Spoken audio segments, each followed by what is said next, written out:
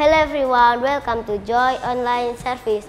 Welcome yang baru pertama kali nonton dan udah sering kali nonton dimanapun kalian berada, di Palangkaraya, Surabaya, di Jakarta, dan di kota-kota lain. We are so happy to meet all of you. Nah, sebelum kita mulai, ayo kita yel-yel dulu biar tambah semangat.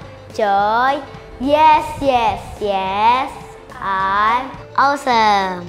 Ayo sekali lagi, Joy, yes, yes, yes, I'm awesome.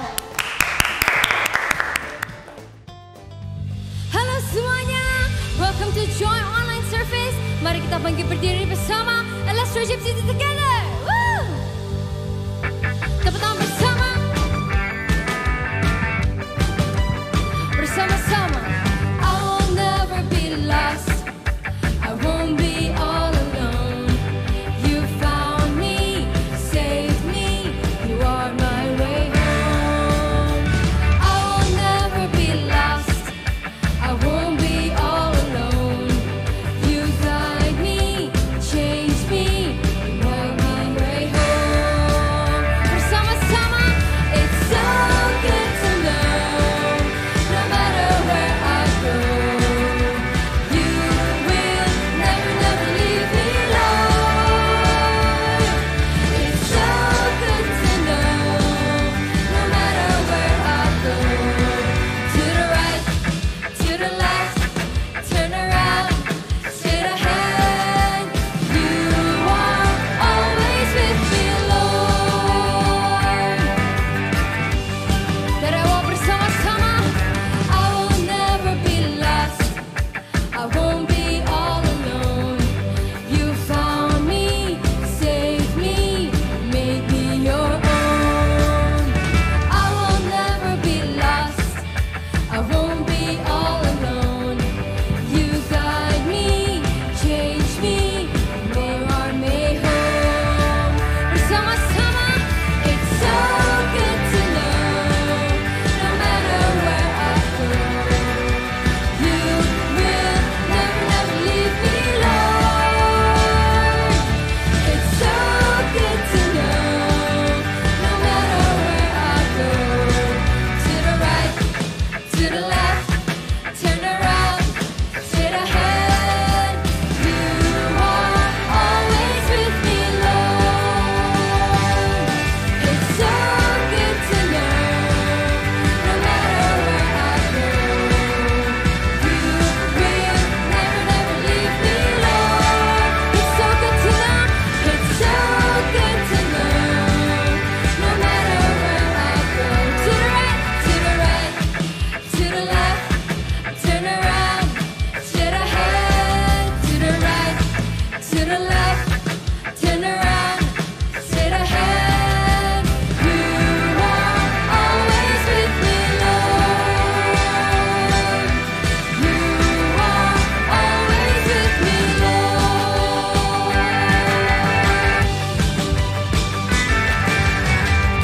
Berikan tepuk tangan buat Tuhan kita.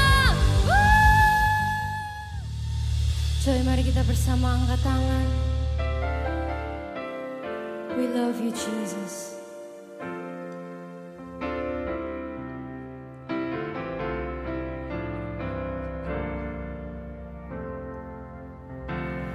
Jesus loves me, this I know, for the Bible tells me so.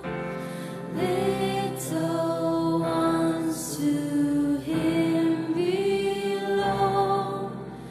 They are weak, but He is strong. Bersama-sama, yes, Jesus loves me.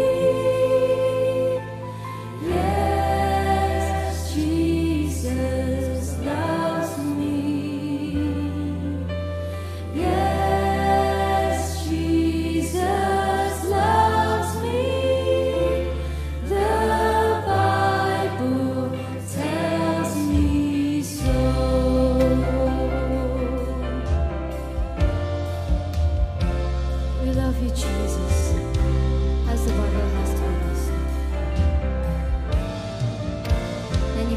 bersama-sama.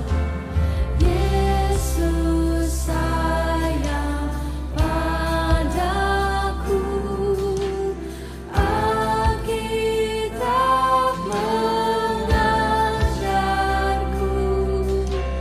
walau ku kecil lemah, aku ini milikmu.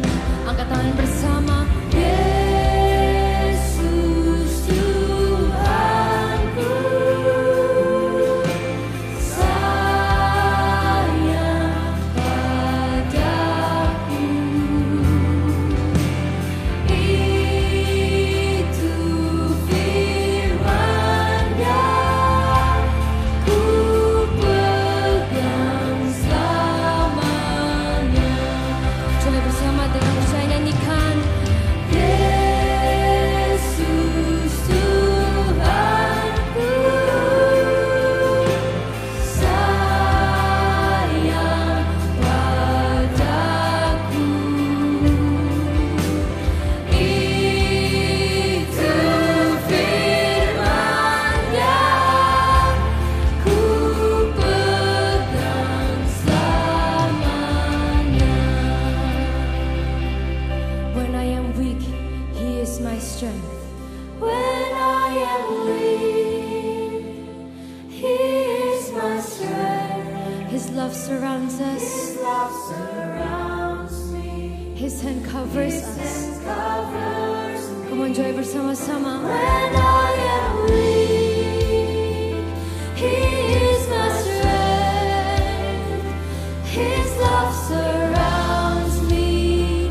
His hands covers me. Oh, cintanya bagi saya tak tinggalkan. Dia selalu ada buat kita semua. Yes, Jesus. Oh, cintanya bagi saya tak tinggalkan, selalu ada. Coba bersama-sama. Yes, Jesus loves me. Yes, Jesus. Yes, Jesus loves me. Yes, Jesus loves me. The Bible tells me so. The Bible tells me so. That Jesus loves me so. Berikan tepuk tangan buat Tuhan kita. Thank you Jesus, thank you Jesus. Terima kasih untuk this worship moment. Sekarang kita mau mendengarkan firman-Mu. Berkati kita semua. Joy yang siap mendengarkan firman. Katakan amin. Woo!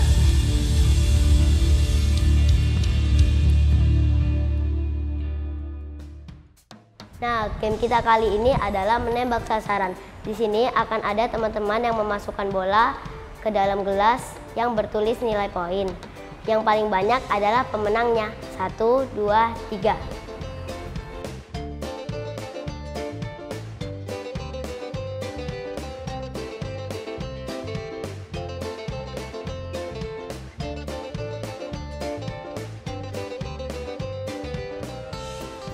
Waduh, gak ada yang menang nih. Teman-teman di rumah bisa dicoba ya. Hello, welcome back to Joy Online Service kita hari ini. Dan kita hari ini mau bahas sesuatu yang mungkin siapa di tempat ini yang suka main tembak-tembakan. Mungkin kalau beberapa dari kita kan kita cewek, oke pasti pernah main yang namanya pistol air. Bener gak? Nah, setiap kita pasti suka banget kalau kita itu bisa fokus, kita bisa aim, dan kita bisa tembak tepat sasaran. Hari ini nih, dengan judul topik kita yaitu Focus, Aim, and Fire. Kita mau bahas seseorang, mungkin ada yang pernah dengar tentang Arnold Schwarzenegger. Ada nggak? wah mungkinnya udah agak besar gitu ya, mungkin grade 6 gitu udah pernah denger dan tahu beberapa film yang dia mainin, yaitu salah satunya Terminator. Nah kita tahu nih, Arnold ini ternyata dulu kecilnya, kalau beberapa dari kita mungkin nggak tahu, Miss kasih tahu nih ceritanya gimana. Nah dia adalah awalnya bukan seorang aktor, tapi dia awalnya itu adalah binaragawan. Nah dia ini sempat jadi gubernur di California, Amerika periode 2003 sampai 2011. Nah aktor ini salah satunya juga Terminator yang menjadi film yang sangat terkenal banget. Nah Arnold ini dia ternyata lahirnya juga nggak langsung hebat. Nggak langsung mungkin badannya kayak kuat banget. Tapi ternyata kuncinya adalah dia itu katanya tekun dan juga gigih. Sama-sama katakan tekun dan gigih, 2, 3, tekun dan gigih. Nah akhirnya membuat Arnold itu dia jadi sukses terkenal. Kayak siapa sih yang nggak tahu Arnold gitu. Mungkin beberapa dari kita yang masih mungkin usianya agak kecil mungkin kita nggak kenal. Tapi mungkin yang udah agak besar nih kelas 6 mungkin kita pernah dengar suaranya. Nah kisah ini diambil dari buku Giant Leap to Success karya Petrus Hartono. Di mana diceritakan bahwa Arnold ini dia lahir itu justru bukan di kota yang sangat besar. Tetapi kota yang kecil yang ada di Austria. Mungkin beberapa dari kita malah nggak tahu namanya kotanya adalah Graz. Pasti kayak, oh di mana itu ya? Nah dia lahir di kota yang kecil banget di Austria. Papanya adalah seorang polisi desa yang hidupnya juga pas-pasan.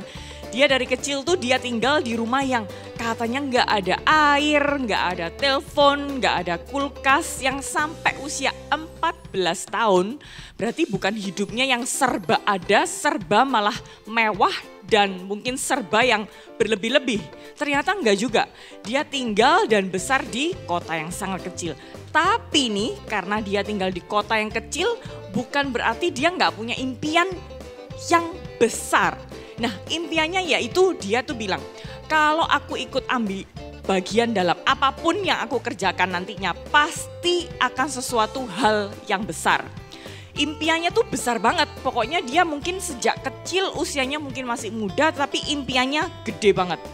Dia bilang, aku mampu mungkin bisa jadi mengalahkan atau menjadi orang yang mungkin memenangkan gedung pencakar langit yang paling tinggi.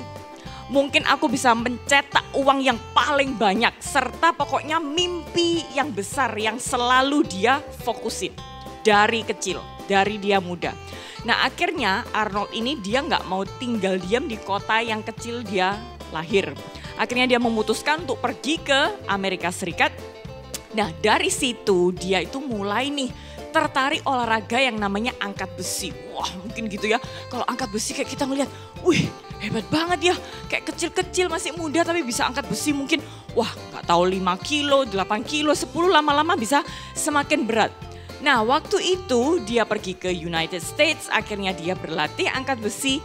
Dan dia waktu itu karena mungkin juga minim modal gitu kan, gak punya uang, akhirnya dia berlatih di gedung olahraga di tim sepak bola lokal. Dia mungkin awalnya kayak lumayan nih dapat tempat gitu kan untuk latihan. Tapi dia nggak berhenti di situ. Dia ngelihat orang lain ternyata ngangkat besi bukan cuma puluhan, tapi bahkan bisa beratus-ratus kilogram beratnya nih besinya yang diangkat. Sekali lagi beratus-ratus kilogram. Mari kita sama-sama ucapin yuk. 2, 3. Beratus-ratus kilogram. Tahu nggak kita itu beratnya berapa? Mungkin sebagian bilang 20, 30, 50. 50 kita angkat aja kalau nggak terbiasa udah kayak berat banget. Tapi dia justru mau fokusnya, goalnya, tujuannya bukan cuma puluhan tapi ratusan kilogram dia bisa angkat. Sekali angkat. Nah akhirnya karena dia punya mimpi yang jauh lebih besar lagi, dia mutusin untuk ikutin program dan latihan terus dari hari ke hari, minggu ke minggu, bulan ke bulan, tahun ke tahun. Bukan cuma 1 minggu, bukan cuma 2 minggu, tapi tahun ke tahun. Dari umur 14-15 dia udah usia muda, udah berpikir yaitu mimpi yang besar. Dia juga punya mimpi, wah suatu saat nih, Karena ada lomba-lomba yang dia lihat yang bikin dia terinspirasi. Salah satunya yaitu punya gelar katanya Mr. Universe. Dalam arti bukan jalan di atas catwalk fashion show, bukan ya. Tapi ini adalah program di mana competitionnya yaitu angkat besi yang sebanyak-banyaknya. Nah akhirnya dia yakin nih bahwa kayaknya aku bisa nih, kalau aku tekun latihan aku pasti bisa. Dia akhirnya membentuk ototnya hari demi hari, dia jalanin sampai bertahun-tahun. Sama-sama katakan bertahun-tahun? Bertahun-tahun. Jadi bukan cuma 1 minggu, 2 minggu, kayaknya nggak bisa, kuat, udah capek lah, udah berhenti. Enggak, tapi dia setiap hari latihan dan itu terus bertahun-tahun dia lakukan.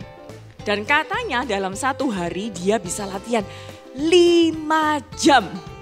Mungkin ada yang 5 jam pernah lari puterin mungkin kompleks rumah kita ada. Wah kayaknya capek Miss, kalau 5 jam, wah gak masuk akal masa olahraga 5 jam. Nah tapi ini yang dilakukan oleh Arnold. Kerja keras Arnold ini benar-benar mendatangkan hasil. Dia akhirnya ikut kejuaraan Mr. Eropa Junior, dia jadi juaranya. Kemudian dia gak berhenti di situ. Dia terus mau ikut competition yang lainnya. Di usia 25 tahun Arnold sukses mewujudkan impian besarnya yaitu meraih gelar Mr. Universe. Yang mungkin dari sejak dia umur 15 tahun dia udah angan-angankan aku akan jadi pemenangnya. Dan dikatakan dia ini pria termuda yang pernah memenangkan gelar tersebut. Nah tahun berikutnya nih gak berhenti sampai di situ. Waktu Arnold ke Amerika, lalu dia 2 tahun di luar dugaan. Dia itu sukses memenangkan 3 gelar binaraga sekaligus. Can you imagine gimana dia latihannya sampai bisa memenangkan 3 competition at the same time. Yaitu gelarnya Mr. Universe, Mr. World dan juga Mr. Olympia. Nah kalau kita perhatiin nih, minimal ada 3 kunci keberhasilan dalam hidupnya Arnold waktu itu. Mari kita simak sama-sama ya. Yang pertama yaitu mimpi, keyakinan, dan juga tindakan. Mari kita repeat bersama-sama yaitu pertama apa? Mimpi, keyakinan, dan yang ketiga tindakan. Mungkin dalam kondisinya susah, dia nggak punya uang yang banyak, dia bukan terlahir di keluarga kaya, nggak membuat mimpi besarnya itu stop sampai di situ.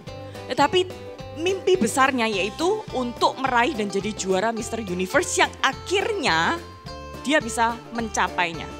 Goalnya dia, fokusnya dia, aimnya dia adalah mimpi yang besar. Nah, seperti apa masa depan yang kira-kira dia harus kerjakan untuk peroleh gelar-gelar dan juara tersebut. Kalau cuma mimpi doang kayaknya semua orang pasti punya mimpi. Yang setuju katakan yes. Pasti setiap kita punya mimpi.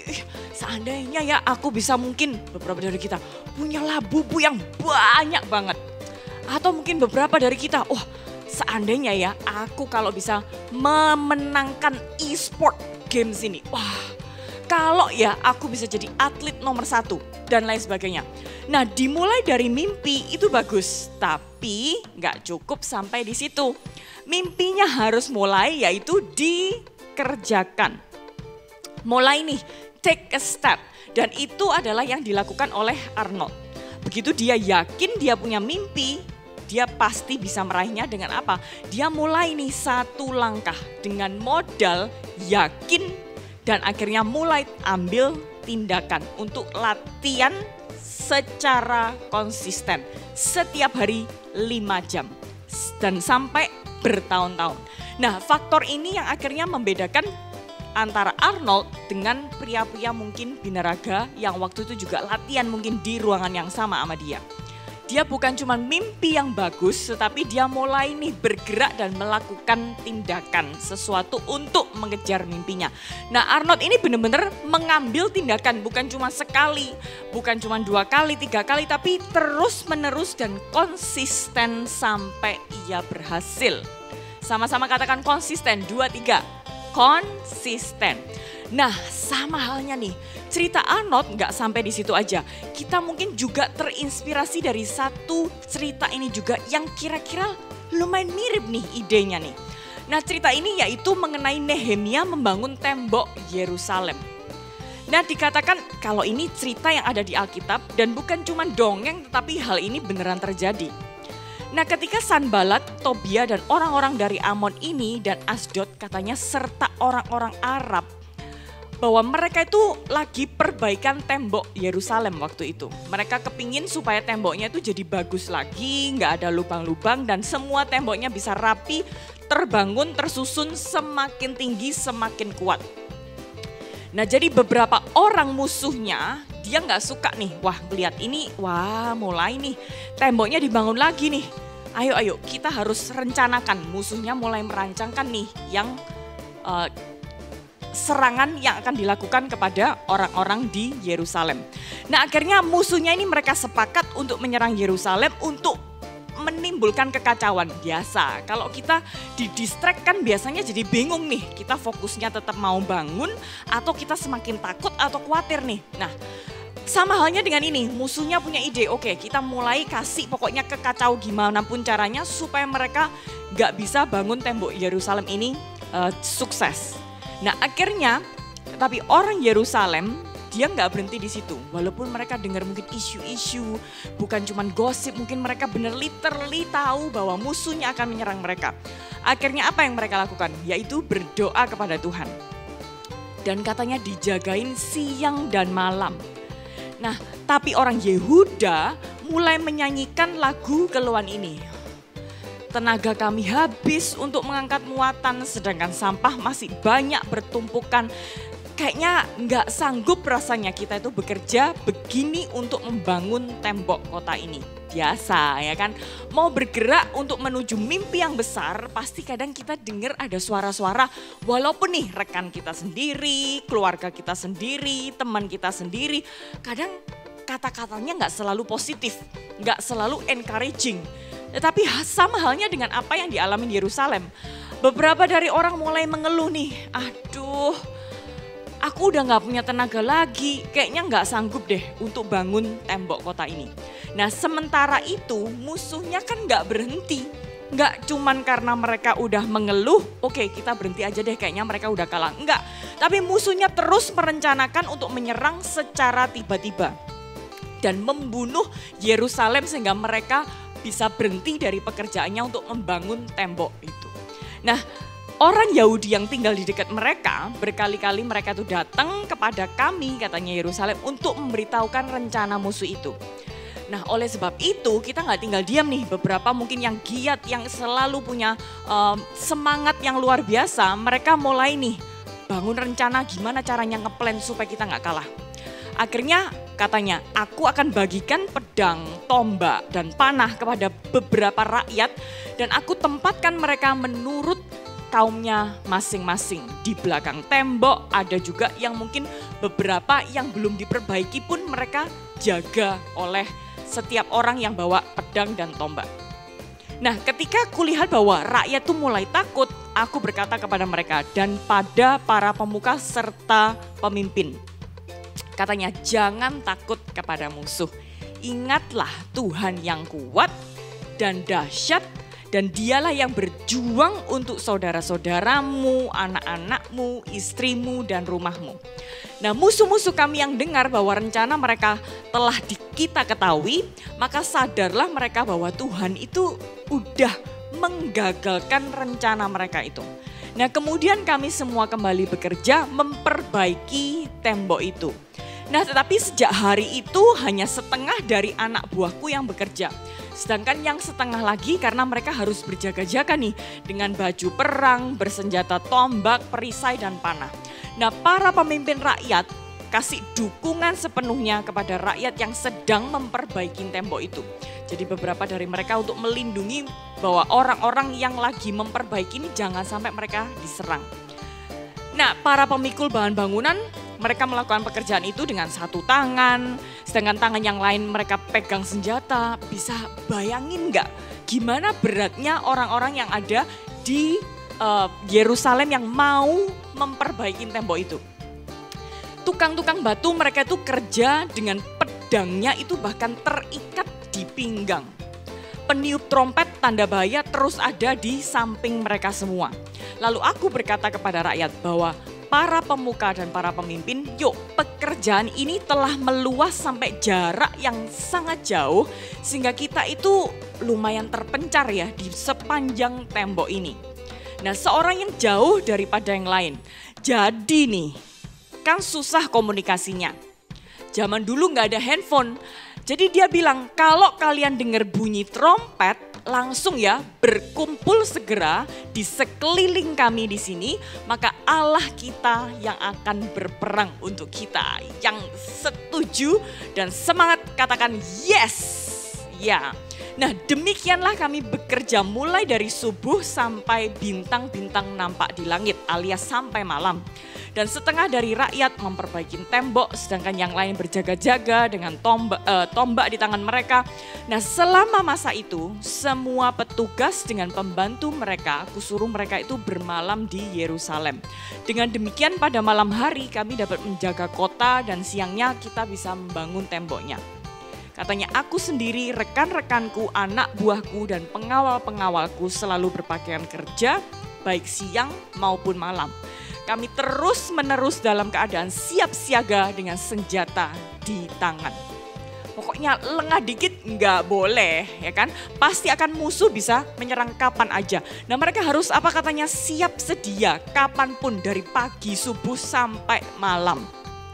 Nah, hari ini kita ngelihat bahwa dari dua cerita ini gimana orang-orang ini, Nehemia ini membangun tembok Yerusalem, dan juga Arnold apa yang dia lakukan untuk memperoleh dan mencapai mimpi besarnya, yaitu harus rajin, tekun, fokus sama impiannya. Nah, jadi hari ini kita mau belajar juga mengenai yaitu apa? Pengendalian diri. Mari sama-sama kita ucapkan 2, 3, pengendalian diri. Pengendalian diri yang jadi topik kita minggu ini, kita terus fokus pada tujuan. Karena kalau kita gampang didistract, gampang kita mungkin lose fokus kita, akhirnya kita nggak bisa aim tujuan goal besar kita. Fokus artinya apa? Kita nggak mudah tergoda, nggak mudah terpengaruh dari hal-hal di luar tujuan kita. Nah, tujuan Nehemia ini adalah untuk membangun tembok Yerusalem. Meskipun musuh itu coba ganggu dia, tetapi Nehemia tuh tetap strict to the plan. Dia tetap pada pertolongan Tuhan dengan kekuatan Tuhan, bukan kekuatannya dia. Dia terus fokus akan goalnya dia, yaitu bangun tembok Yerusalem jadi baik lagi. Nah, sekali lagi dengan pertolongan Tuhan, Nehemia itu juga bisa punya hikmat bagi-bagi tugas. Ini ya yang jaga dengan senjata, ini ya yang memperbaiki tembok dan lain sebagainya. Begitu juga dengan Arnold, dia punya mimpi, fokus pada tujuan dan melakukan apa yang harus dilakukan. Pada akhirnya Nehemia dan Arnold ini dia bisa mencapai tujuannya, impiannya yang sangat besar itu tanpa terpengaruh oleh gangguan sekitarnya, omongan orang lain. Tapi dia bisa mengontrol, mengendalikan diri untuk terus fokus pada tujuan akhirnya. Dan gak semua orang itu terkenal, mereka itu sudah lahir dengan privilege. Mereka sudah punya fasilitas. Mereka lahir dalam keadaan orang mungkin yang sudah kaya banget, udah punya aset, properti, uang yang banyak. Ternyata enggak juga. Tetapi kita tahu bahwa beberapa dari mereka seperti Arnold, mereka juga lahir mungkin merasa enggak punya talenta, enggak punya skill apa-apa. Nah, untuk menjadi kaya ataupun hebat dalam talentanya, mereka itu sebetulnya harus kerja keras. Mari sama-sama ucapkan kerja keras. Dan gak mudah, tapi jika kita melakukan satu hal dengan tujuan yang jelas, fokus yang jelas, maka kita pasti akan berhasil dengan apa? Pertolongan Tuhan. So, hari ini kita jelas membahas mengenai topik yang mungkin sering kali, apalagi kita anak-anak muda, sering ke distract nih. Kayaknya aku harusnya belajar untuk exam besok. Tapi kayaknya main game ini sangat seru nih. Aku nggak mau miss. Nah, mari kita belajar dari Nehemia dan juga Arnold hari ini. Mari kita keep our focus on God. Sekali lagi 2, 3, mari kita ucapkan sama-sama. Keep your focus on God. Penting untuk kita jaga fokus kita terhadap apa? Yaitu gangguan, mungkin juga bisa aja omongan orang lain, tetapi kita mau terus fokus terhadap sekali lagi yaitu atas apa yang Tuhan bisa lakukan, atas impian besar apa yang Tuhan sudah taruh di kehidupan kita. Karena kalau kita nggak fokus, kita akan semakin sulit. Misalnya nih, kalau kita mainan tembak-tembakan, kita perlu fokus, yang setuju bilang yes. Kalau kita main pistol air, kita juga perlu fokus. Gimana mungkin temen, tim kita, rival kita, atau musuh kita saat itu. Kita perlu fokus, mereka ada di mana ya? Kita nggak mau dengerin orang kanan kiri, tapi kita mau fokus kepada apa? Tujuan dan goal kita. Kalau kita sudah fokus, kadang juga nggak mudah untuk terus konsisten. Jadi selain fokus, kita juga perlu konsisten. Dan berikutnya adalah kita punya keyakinan bahwa kita bisa menembak. Kita bisa mencapai target kita yang tepat, yaitu dengan keep your focus on God. Mari sama-sama kita ucapkan 2, 3, keep your focus on God. Kita tetap percaya bahwa bukan dengan kekuatan kita, kalau kita seringkali distract, mari kita doa dan kita bisa bilang, oh let me focus on what God wants me to do. Mari kita sama-sama juga ucapkan keep your focus on God. 2, 3, keep your focus on God. Nah, super kebenaran kita hari ini adalah keep your focus on God. Ayat penuntun kita hari ini adalah Nehemia 4 ayat 7-23 or Nehemiah 4 verse 7 until 23. Ayat hafalan kita hari ini adalah 1 Korintus 9 ayat 26. Itu sebabnya saya berlari dengan tujuan yang tertentu, seperti dalam pertandingan tinju. Saya tidak memukul dengan sembarangan.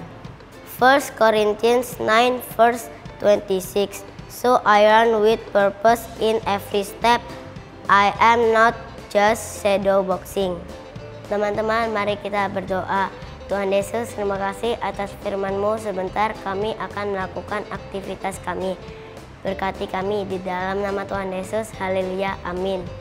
Oke, jangan lupa like, subscribe, give positive comment, and see you next week. Bye.